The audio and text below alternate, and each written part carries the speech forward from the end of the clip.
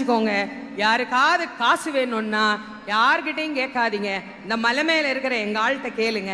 அவர் தான் எல்லா காசையும் வச்சிருக்கிறார். அவர்கிட்ட போனா லோனே இருக்காது.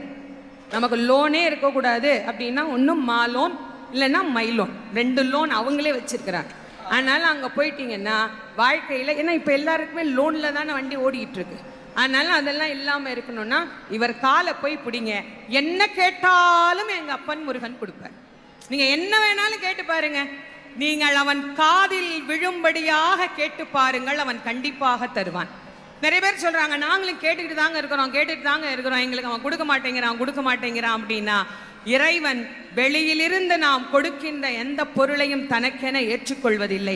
நானே தயாரித்து ஒன்று கொடுத்தால் இறைவன் அதை ஏற்றுக்கொள்வான். நிறைய பேர் நான் கூடையா பூ வாங்கிட்டு போறேன், நான் அப்படி அபிஷேகம் பண்றேன், இப்படி அபிஷேகம் பண்றேன், எல்லாம் வெளியிலிருந்து வந்தது தானே, நீங்களாம் என்ன கொடுத்தீங்க?